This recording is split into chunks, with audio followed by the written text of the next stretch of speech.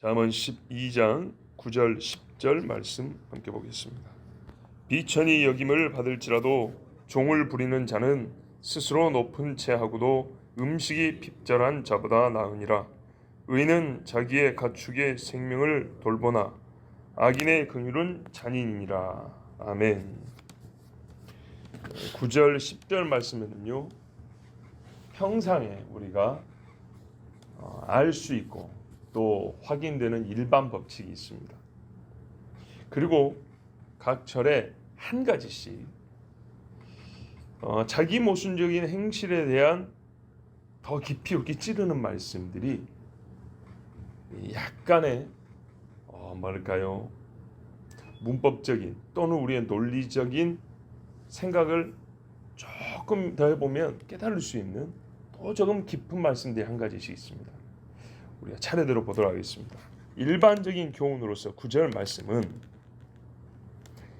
무능한 건달이나 갓을 쓴 한량이 배불리 먹는 농사꾼과 따뜻한 밥을 먹는 천민 출신 부자보다 나은 것이 없다.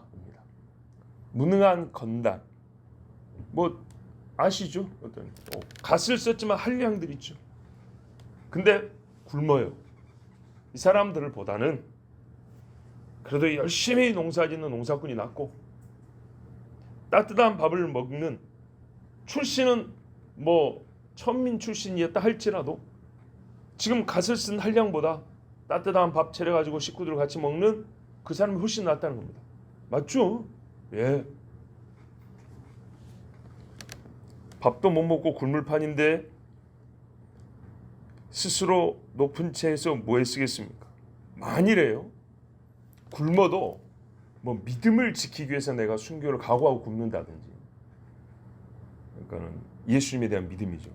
뭐 그 정도가 안 되더라도 자기 어떤 신념이 있어요. 예.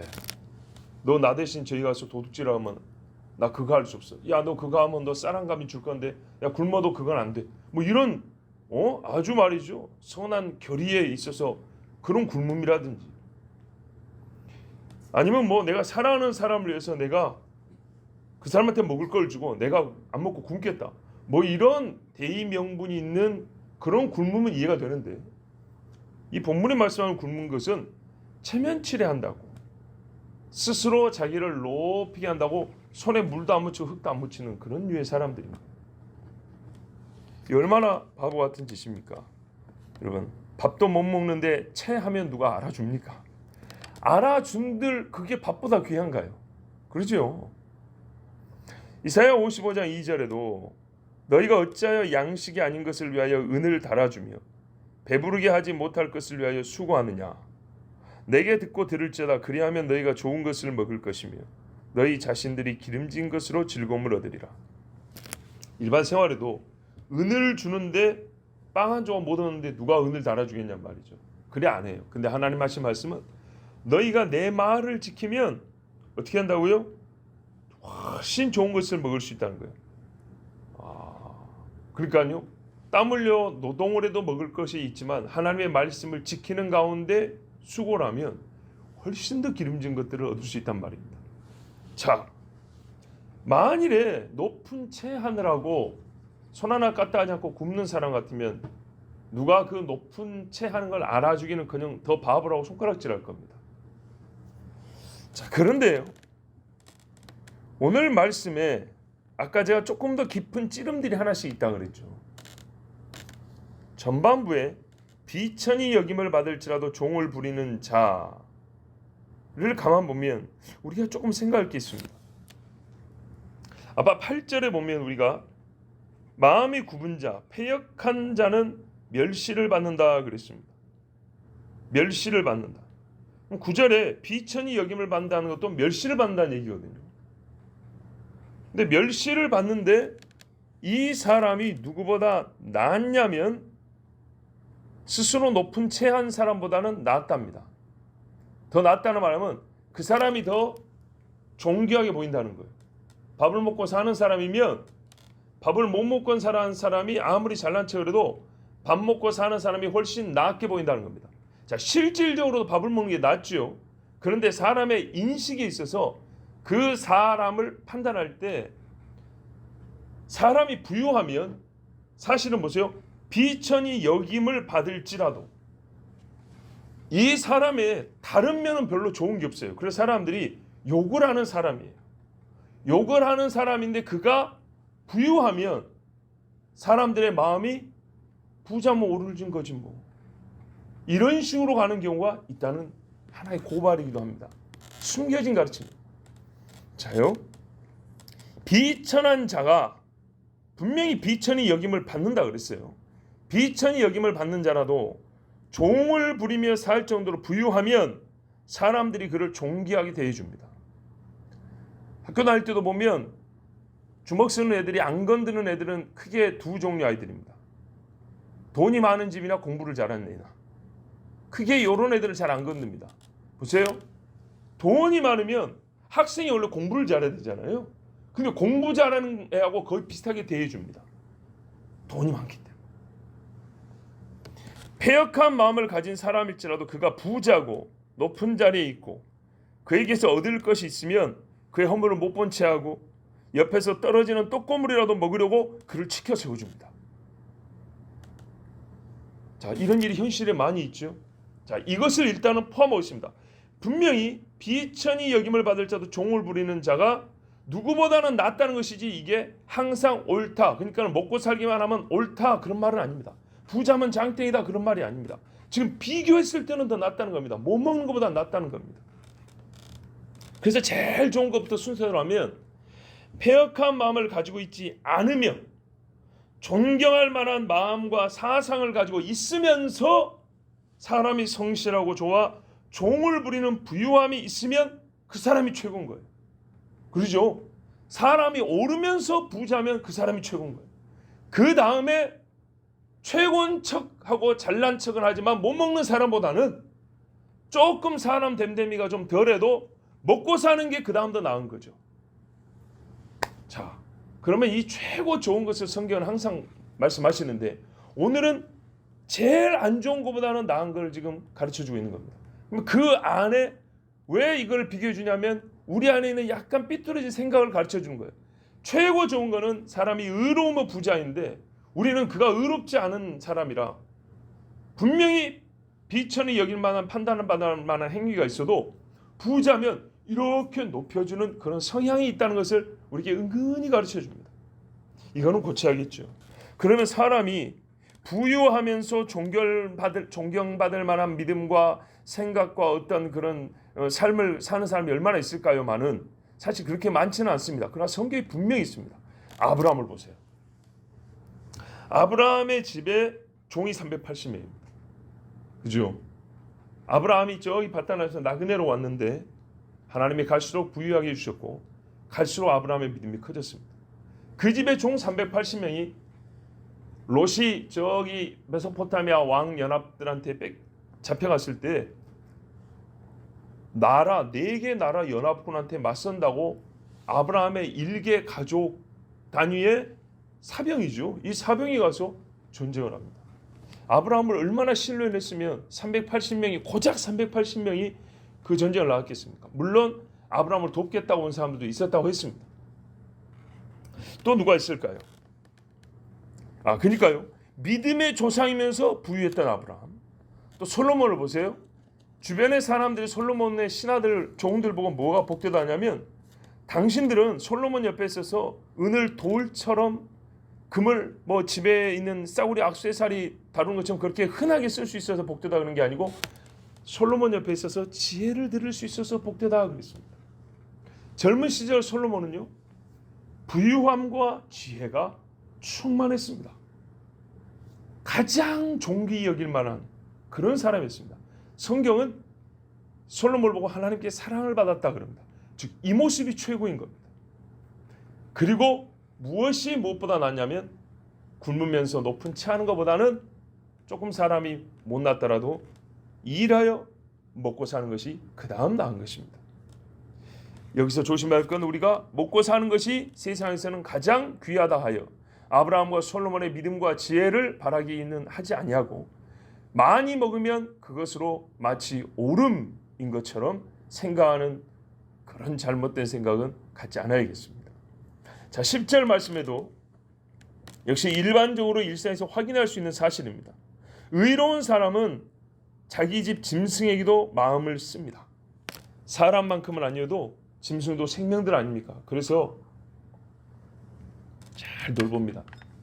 시골에서도 때가 되면 짐승 풀 뜯으러 먹게 하려고 데려가는 사람, 습기 찰 때, 비 올 때 숨겨주고 햇빛 날 때 밖에 내다 놓고 병 있는가 이렇게 살펴보고 어디 부러졌는가 보고. 엘리에셀이 아브라함의 종인데요, 이삭의 아내감을 찾으러 바단 아람으로 갔습니다. 그런데 이 사람이 하나님 앞에 기도를 하죠. 표징을 주세요 하는데 참 대단한 기도를 합니다. 하나님, 저 처녀들 중에 누가 물길로 와서 나와 함께 온 종들에게만 물을 줄 뿐 아니라 이 낙타 10마리에게도 물을 마시게 떠주는 처자라면 하나님께서 정하신 딸인 줄 알겠습니다. 이런다고. 사람 마실 물 길어주는 것도 힘든데 낙타가 10마리면 얼마나 퍼마시겠습니까? 지금 목이 마른데 이 큰 짐승이 말이죠. 낙타 이게 소보다 큰 거 아닙니까?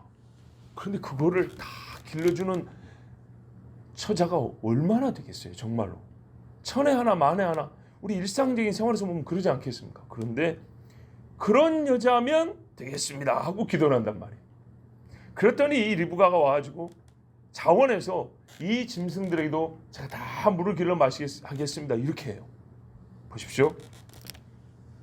그러니 딱 눈에 들어서 둘도 없고 셋도 볼 필요가 없고 당신이 우리 집 주인의 며느리가 될 사람이다 이렇게 정합니다. 사람의 성품이 거기서 나타나는 겁니다. 야곱이 바단 아람에서 돌아올 때 에서를 만납니다. 에서를 만나는데 에서가 같이 가자 그러니까 내가 길잡이 할 테니까 가자 그러니까 야곱이 아닙니다 형님, 짐승들이 많습니다. 그래서 엄청 많았죠. 그리고 새끼도 한참 요즘에 새끼 나가지고 조그만 애들이 많은데 이 짐승 새끼들이 이 무더운 날에 하루만 심하게 몰면 다 죽습니다. 그러니까 형님 먼저 가시고 저는 천천히 가겠습니다. 이게 이제 생각해 보면 에서랑 같이 가기 좀 부담스러우니까 떨어져서 가려고 했다고 볼 수도 있죠. 왜냐하면 가나안에 돌아오고 형님한테 안 가거든요. 그렇게도 보는데 에서가 그 말에 동의를 한단 말이죠. 동의한다는 말은 뭐냐면 같이 짐승 키우는 입장에서 맞는 말이라는 거죠. 짐승이 막 난 새끼들이 뜨거운 떼약볕에 막 심하게 몰아버리면 쓰러집니다. 그리고 뭔 일 하면 죽는 거죠. 뭐. 사람은 쓰러지면 잠문대고 이렇게 되면 짐승들은 쓰러지면 일어나기 어렵습니다. 분명히 이거는 사실입니다. 사실을 핑계로 된 것이지 핑계를 대해서 없는 사실을 만들어내는 건 아닙니다.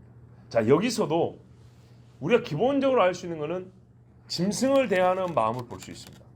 야곱이 삼촌 집에서 짐승 키울 때 마치 제 것처럼 밤에 뜬 눈으로 짐승을 지킨 적이 아주 많았다고 그랬습니다. 하나님은 누구보다 짐승과 가축을 돌보시는 분입니다. 요즘 세상에 무슨 동물보호협회니 이런 사람들은 명함도 못 내밉니다.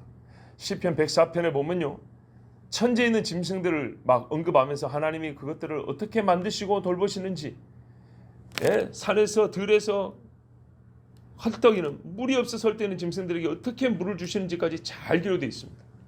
이미 율법에도 보면 출애굽기 23장 4절 5절에 네가 만일 내 원수의 길 잃은 소나 나귀를 보거든 반드시 그 사람에게로 돌릴지며 내가 만일 너를 미워하는 자의 나귀가 짐을 싣고 엎드러짐을 보거든 그것을 버려두지 말고 그것을 도와 그 짐을 부릴지니라.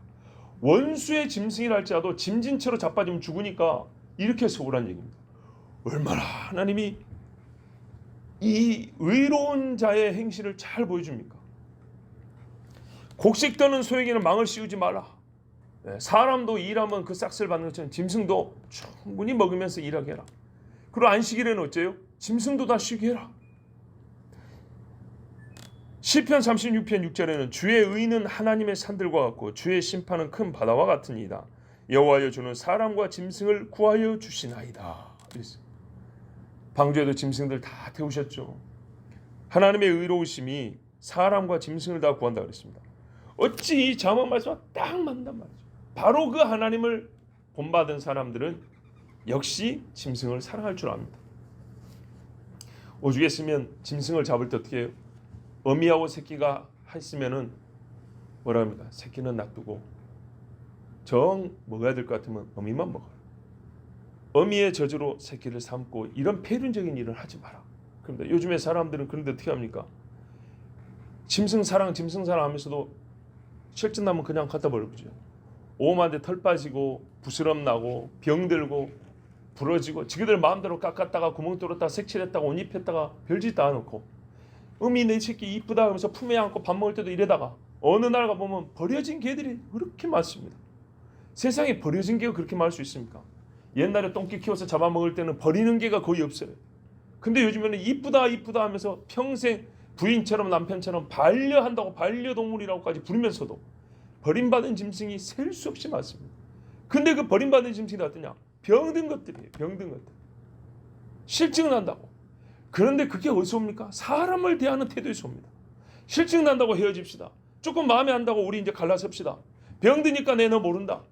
이런 식의 마음 자세에서부터 그대로 나오기 때문에 짐승을 학대하고 함부로 대하는 사람은 사랑이 있을 수가 없고 의롭다고 말할 수가 없어요.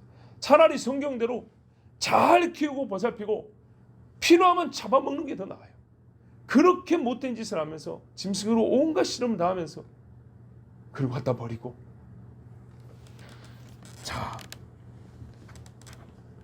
사람 중에 나쁜 사람들은요 병들은 소를 치료시키지 않고 쟁기질을 계속시킵니다. 먹는 것도 조금밖에 안 줍니다. 부스럼이 나고 털 빠진 개를 습하고 더러운 곳에서 자기하고 먹을 것도 시원찮게 주는 사람도 있고 아까 말씀드린 대로 자기 마음대로 가지고 놀다가 버리는 사람도 있습니다. 그런 사람들 위해서 애완동물 전문 의사를 키워야 할 정도입니다. 과연 이것이 짐승의 생명을 돌봐주는 사람인가요? 그것이 짐승을 돌보고 이뻐하는 건가요? 아닙니다. 놀이개로 사용하는 겁니다. 그냥. 자, 그래서요. 의로운 자는 짐승을 어떻게 한다고요? 생명을 돌봐주자. 그런데 악인은 긍휼한 것 같아도 보면은 아주 잔인합니다. 이 끝부분 악인의 긍휼은 잔인이라는 말씀에서 우리 인간의 이중적이고 거짓된 행위에 대한 고발이 또 한 가지 들어있음을 압니다. 나치 친위 대원들이 있습니다. 독일 군인을 다 가리키는 게 아니고 나치 당을 수호하기 위해서 세운 부대를 나치 친위대라고 합니다. 북한에 나오면 김일성 경호부대가 있죠. 그런 것처럼 이 친위대원들이 유대인 학살에 동원된 군인들입니다. 주로 이 군인들이 동원됐습니다. 이 사람들이요 얼마나 잔인하게 사람을 죽였는지 이루 말할 수 없습니다. 입에 담기가 어려울 정도이기 때문에 제가 뭐 일일이 예는 안 들지만 옛날에 일본 사람들이 생체 실험한 것처럼 정말로 잔인하게 똑같이 그랬습니다. 그런데도 그 사람들 중에도요 애완동물을 잘 먹이고 잘 손질하고 애완동물의 건강을 위해서 애를 쓴 사람들이 있었다는 걸 아십니까? 예를 들면 나치 정권 2인자 괴링이라는 사람이 있습니다. 이 사람 집에 까나리아라는 새를 키웠어요. 노란 깃털 달린 새가 있거든요. 이 새를 키우는데 저녁에 집에 하면 새가 그러니까는 짖는다고 해야 되나? 요 새 소리 좋잖아요. 근데 새가 잠을 자고 있어요. 그럼 어쩌냐? 새 잠 깰까봐 방에 불을 안 켜요. 유대인들을 수많이 잡아 죽이놓고도 자기 집에 있는 요만한 새가 잠 깰까봐 쉿 하고 불을 안 켜고 그런 사람. 아우슈비츠 수용소 사령관이었던 루드비그라는 사람인데 역시 이 사람도 새를 켰는데 이 사람은 새가 죽으니까 장미가 가득한 정원에 묻으면서 눈물을 흘린 사람이에요. 이해가 됩니까? 그러면 우리가 이거 자기 짐승을 이렇게 잘 키우고 눈물까지 흘린 사람 의인이네 이러면 될까요? 아니요. 의인은 짐승의 생명을 돌보지만 짐승의 생명을 돌본다고 다 의인인 건 아니에요. 우리는 이걸 봐야 됩니다. 이 사람이 짐승의 생명을 돌보지만 사람의 생명에 대해서는 어떻게 하는가? 이건 모순이죠. 바리새인들 그렇지 않습니까? 실제로 하나님 앞에 제대로 예배하지 않아요. 그렇지만 사람 앞에서는 최하였단 말이에요. 그러면 이 악한 사람들이 짐승을 잘 돌보면서 주변 이웃 사람들은 굉장히 선량한 사람이고 의로운 사람이 이렇게 해주면 어떻게 해요?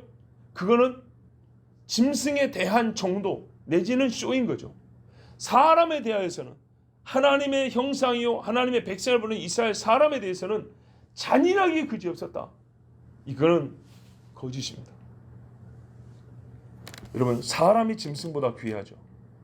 마태복음 10장 31절에 두려워하지 말라, 너희는 많은 참새보다 귀하니라 그랬습니다. 새를 수만 마리 붙들어 모아도 사람 생명 하나보다 못합니다.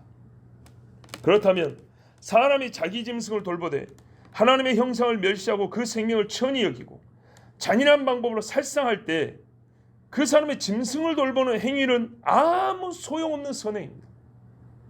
마땅히 선을 행해야 할 자에게 써야 할 마음을 그렇게까지 할 필요가 없는 존재에게 다 쏟아부어버린 허망한 죄를 지은 자이지 결코 의인이 아닙니다. 이게 어려운 말이 아니죠. 볼까요? 부모를 속이고 부모를 학대하는데 친구들한테는 간이고 쓸개고 다 내준다고. 그 사람은 의인입니까 악인입니까? 부모에게는 밥도 안 줘요. 이불도 1년 2년 동안 빨아주지도 않아요. 옷도 또 좀 싼 거 그대로 입고 있으라 그래요. 그러면서 친구들한테는 빚을 내서라도 술을 삽니다. 어떻게 봐야 됩니까? 친구들 하는 거 보고 야 사람은 괜찮고 의리 있고 베풀 줄 알고 쓸 줄 알고 그런가요? 그렇게 보면 안 된다는 거죠. 지금 이 말씀은 짐승선에서 얘기를 한 거예요. 의로운 사람은 사람에게도 잘하고 짐승에게도 잘한다 그 말이에요. 그러나 짐승에게 잘하는 것만 보고 그 사람이 사람에게도 잘하는 줄 알지 못한 상황에서 저 사람이 짐승에게 잘하니까 옳다고 하면 큰일 난다는 겁니다. 이거는 그보다 못한 사람과의 비교를 지금 하고 있는 거예요. 잔인하여 자기 짐승만한테도 똑바로 못하는 사람과의 비교를 한 것이지 하나님의 형상에게 잘하는 사람과 비교하면 아무것도 아닌 겁니다. 그래서 사람을 잡아 죽이면서도 일본이나 나치나 사실 한국 사람도 똑같습니다만 어느 나라를 전쟁하다 보면 마찬가지인데 동네 사람들을 보면 그냥 평범한 동네 선량한 아저씨라는 거예요. 그런데 가서 취조할 때 아주 잔인한 사람. 여러분 옛날에 이근환이가 동네 사람들한테 그렇게 잔인한 고문기술자인 걸 동네 사람들이 알았을까요? 모릅니다. 자 여러분, 세례 요한은 거친 말의 대표적 인사입니다. 세례 요한 보십시오. 혹시 세례 요한 입에서 나긋나긋한 목소리 들어본 적 있으십니까? 그 사람은 그렇게 말하고 싶지 않아서 그랬을까요? 아닙니다. 하나님이 주신 사명에 의하면 너는 광야에 외치는 자라 그랬습니다. 주의 길을 곧게 하라 그랬는데요. 높은 것을 낮추고 낮은 것을 높이라 그랬습니다.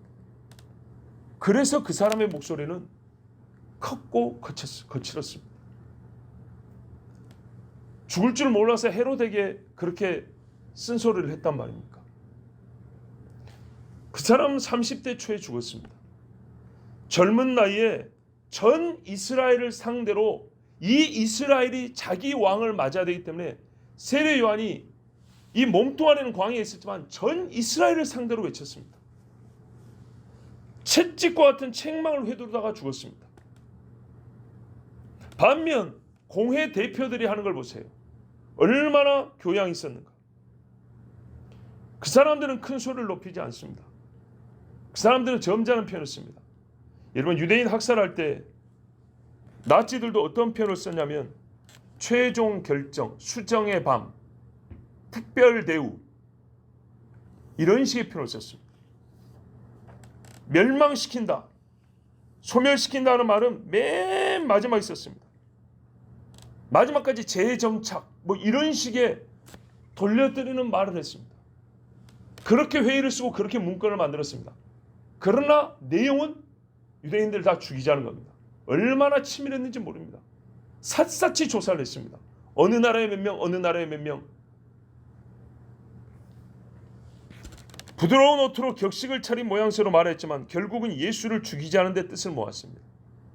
처음에는 십자가까지 생각하지는 못했지만 뒤로 갈수록 그 사람들의 목소리 톤은 다 나긋나긋했지만 십자가를 얘기했습니다. 십자가. 가룟 유다의 부드러운 입맞춤은 역사상 가장 잔인하고 부정한 입맞춤이 아니었습니까? 더 존귀하고 크고 명예롭게 대해 주어야 할 자에게는 잔인하고 돌보아 주어야 하긴 하지만 짐승을 사람처럼 대우하는 자들의 입놀림에 주의하십시오. 사람에게 훨씬 더 좋게 말해야 되고 잘해 주어야 합니다. 이 사람들은 의인의 선함을 흉내내는 자들로서 사람이 자기 앞에 그렇게 많이 있어도 짐승이 눈앞에 없으면 온유함을 보일 방도를 찾지 못하는 잔인한 자들입니다. 개한테는 이러지만 앞에 있는 10명의 사람한테는 아주 매섭게 쳐다보는 그런 잔인한 사람들. 사람이 약할수록 자기나 자신에 대한 판단에 옳지 못합니다. 그래서 비천히 여겨야 될 사람조차도 부자면 치켜 세워주는 그런 일까지도 합니다. 그러므로 우리는 하나님의 온전한 판단을 배워야 합니다. 하나님의 지혜로우심과 의로우심을 믿는다면 자기 자신을 속이는 세상 속에서 정직한 눈으로 자신을 보고 또 하나님의 말씀에서 사람과 세상을 바르게 볼 수 있는 눈을 얻어야 되겠습니다. 하나님의 말씀이 간혹 혹 그러한가 싶을지라도 하나님의 말씀은 항상 옳습니다. 확인해 보면 확인해 볼수록 옳습니다. 고린도전서 1장 25절에 하나님의 미련한 것이 사람보다 지혜 있고 하나님의 약한 것이 사람보다 강하니라 그랬습니다. 우리는 항상 하나님의 의로우심을 믿습니다. 기도하겠습니다.